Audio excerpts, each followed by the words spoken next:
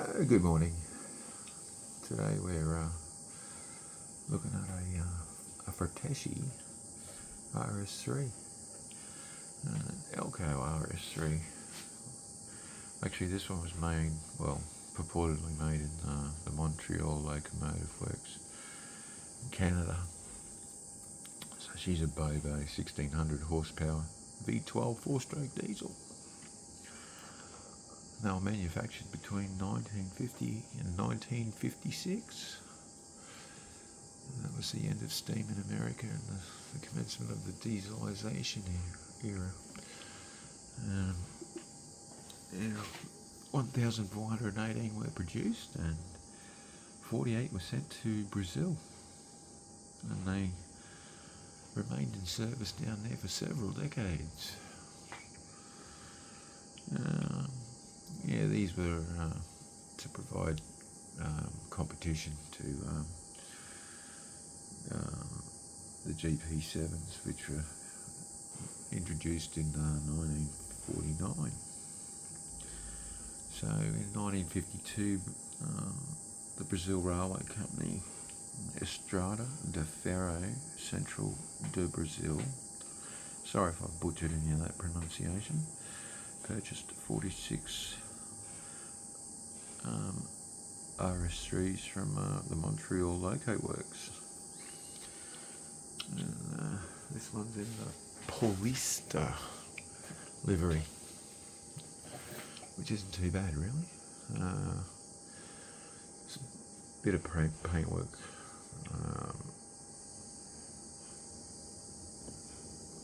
Problems just on the vents there at the back. A little bit of blue showing through on the ones there on the doors. But all in all, it's pretty convincing. Now I'm assuming that Frateschi modelled the trucks correctly, but I can't be sure. I haven't seen I didn't actually look at a photo of an RS3 before I started this video, but I'm hoping they did. Now you can see the bit of the cheapness in the pickups there. But I'm not here to bag with a model.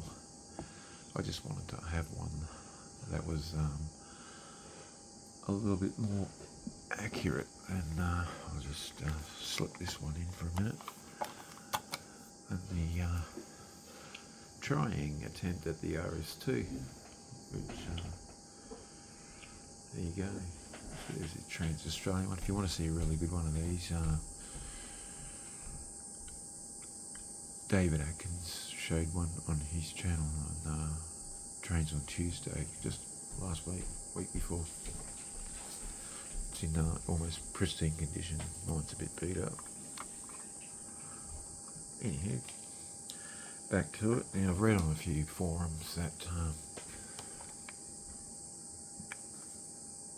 Frateschi weren't known for their accuracy in scale modelling back in the earlier days, but I have read that they have modernised their processes, and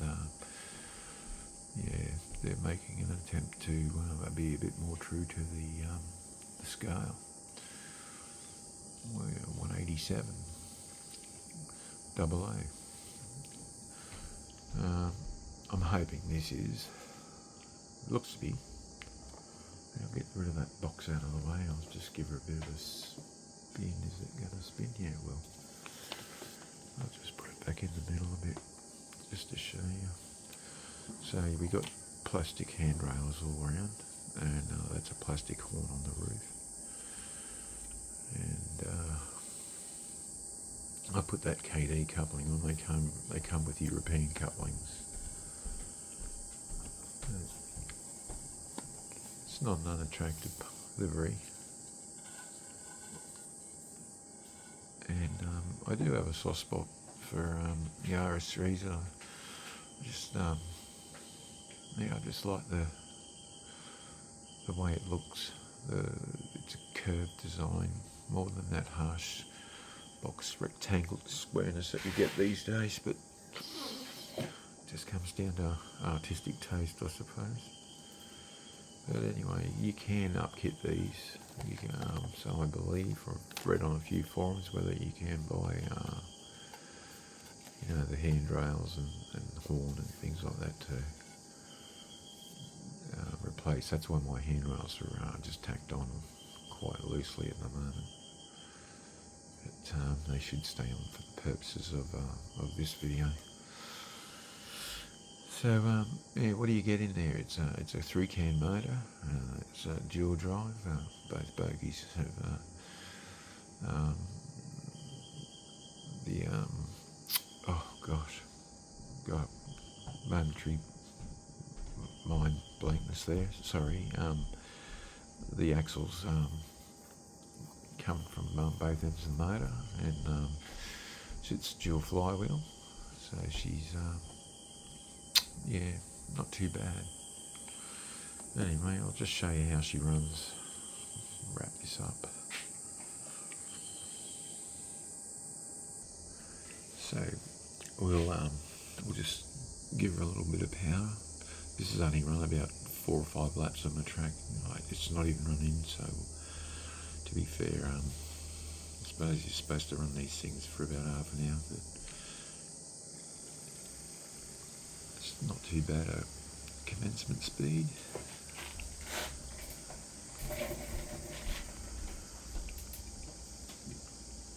And I'll get the microphone as close as I can to the next to no noise, engine-wise. So I'll just increase the speed a bit. Now I'm only dragging 4 pieces of rolling stock because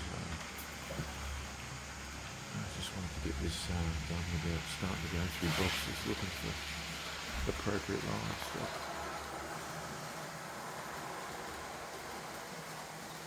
So that's about quarter speed at the moment.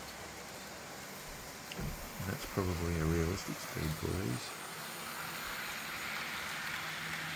For the freight version, I suppose they would have been good, a bit different if they were doing passenger service, which I think they did do down in Brazil. And I'll just put her up top speed for a second and show you.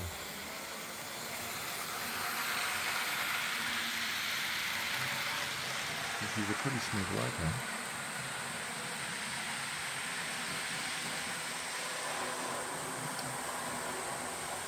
And there's no problems with derailments.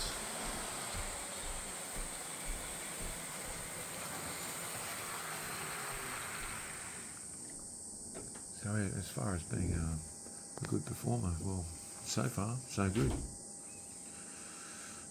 Would I recommend them? I don't know, it depends what your tastes are, doesn't it? If you like spending quite a lot more on your locomotives, then these are not for you. This only cost 180 Australian, brand new. I was going to buy a second-hand one, but I'd heard varying reviews of how bad these are. Well, not this particular model, but how poor Frateschi were in the past. They were entry-level toy-like models. Maybe they're moving away from that a little bit, but plastic handrails still got me umming and ahhing. It kind of loses the realism there. You can tell that's, you know, plastic off a model sprue.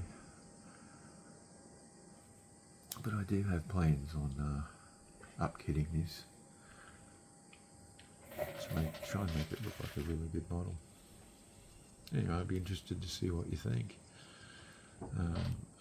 Is this a good representation of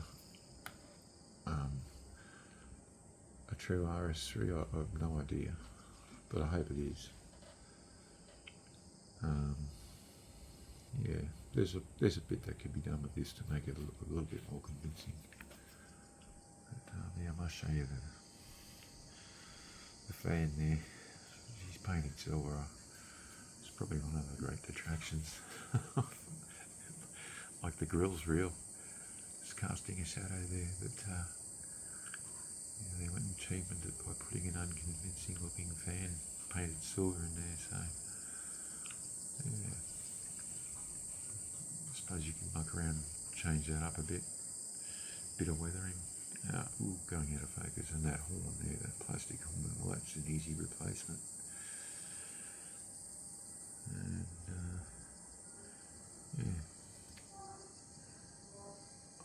The jury's out, but I think so far this has been a good performer, so I'm satisfied for now, and we'll see how well it upkits when I get around to it.